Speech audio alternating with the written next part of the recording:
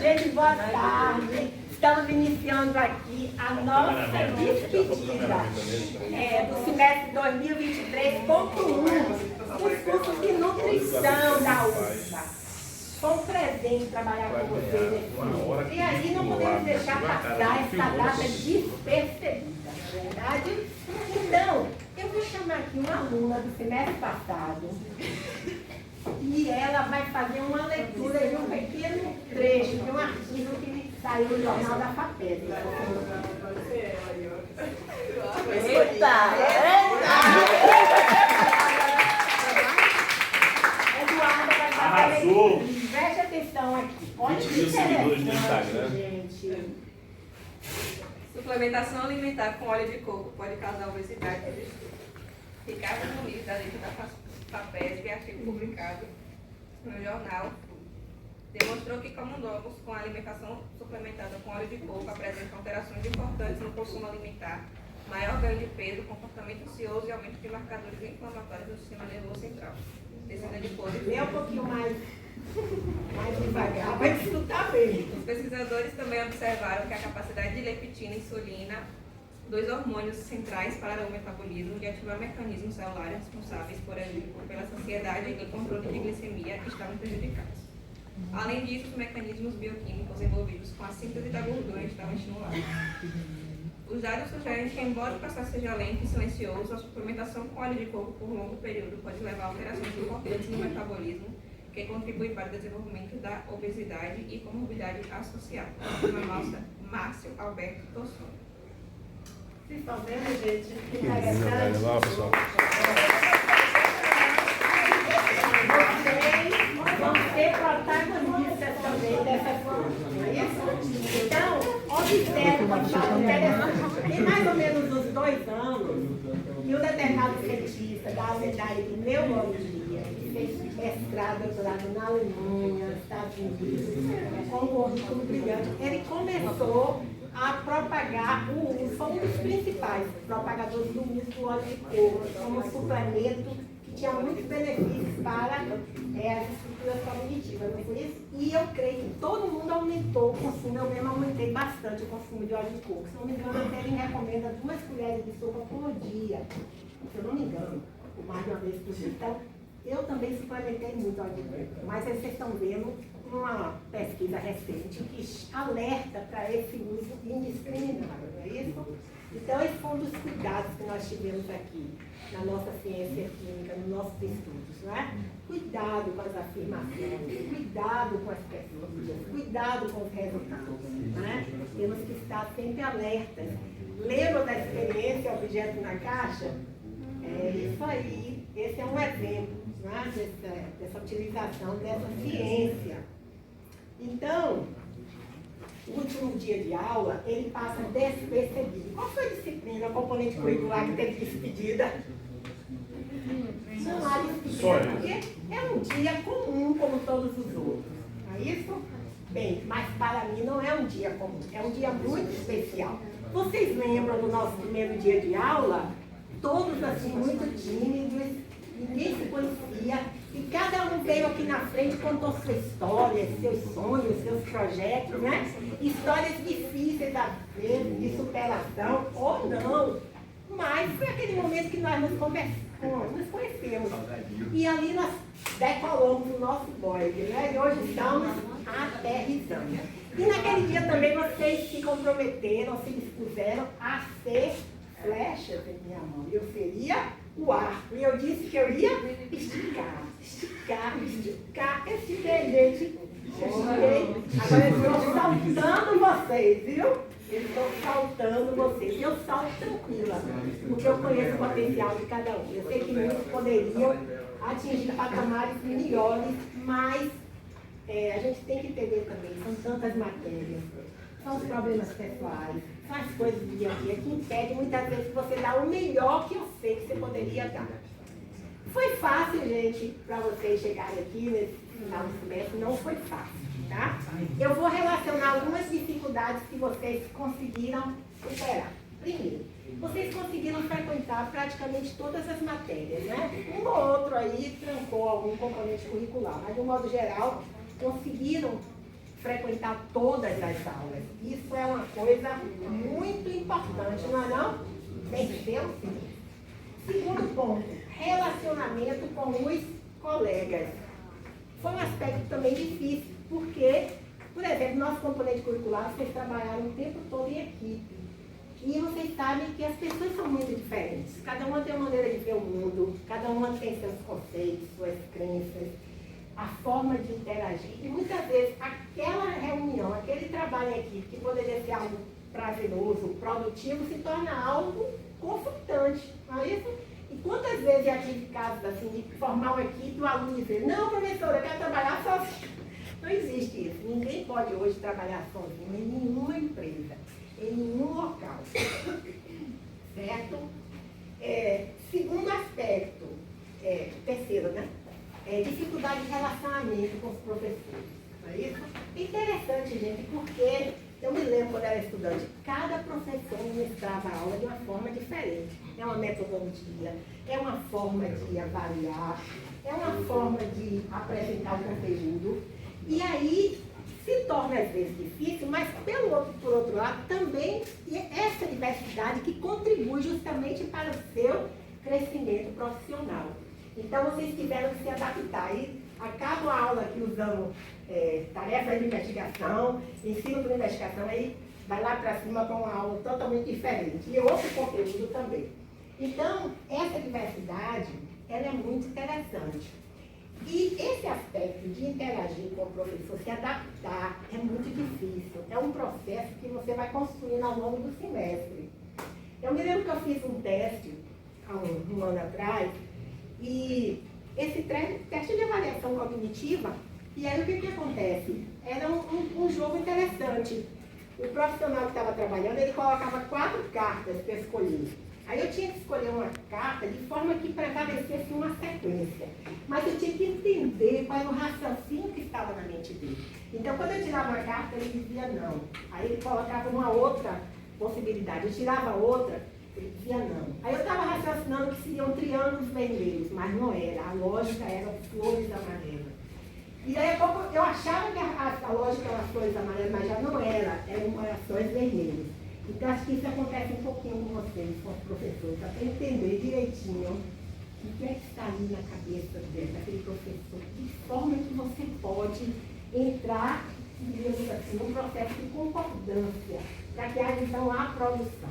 Na verdade, eu tenho alunas aqui que nós sabemos, já tivemos conflitos em sala de aula várias vezes, quando eu estava apresentando, e a aluna dizia uma coisa, dizia outra, a aluna dizia uma coisa, dizia outra, a aluna dizia uma coisa, dizia outra, mas conseguimos chegar a um ponto de acordo.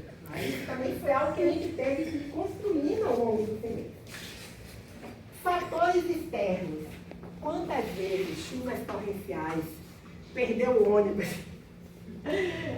na hora que vinha para a aula acontecia alguma coisa, né? E você tinha que largar tudo e sair correndo para resolver. Não é isso? Então, fatores externos prejudicam muitas aulas. Além das greves dos ônibus, qual é outro que esse mês aconteceu assim? Que foi mais a greve, eu acho. Chuva também. Chuvas torrenciais mesmo, que impede muitas vezes de vocês ir. Não é? E outra coisa, a mensagem principal assim, desse último dia de aula é que a gente busque, durante os próximos semestres, uma relação mais amorosa entre professor e aluno. Né? Isso depende muito de que eu falo muito com vocês. A gente tem que aprender a ceder mais. Isso os alunos precisam ceder um pouco mais, serem mais receptivos às correções, às orientações dos professores. E nós, professores, também temos que ser mais receptivos também, ouvir mais. Né? Eu tenho certeza quantas vezes eu mudei várias coisas aqui em sala de aula, porque vocês falavam, vocês pediam, vocês comentavam. Né? E nós temos que entrar em um acordo para que as coisas funcionem. Eu sempre digo assim, eu às vezes me surpreendo como as aeronaves funcionam, como os supermercados estão ali trabalhando, os meios de transporte, como é que as pessoas se formam, porque o grau de discordância das pessoas é muito grande. Você diz, isso aqui é um pote azul, outro diz, não, isso é uma bola vermelha. Não, isso é um pote azul. Não, isso é uma bola vermelha. É um pote azul, uma bola vermelha, é um pote azul. Aí se fala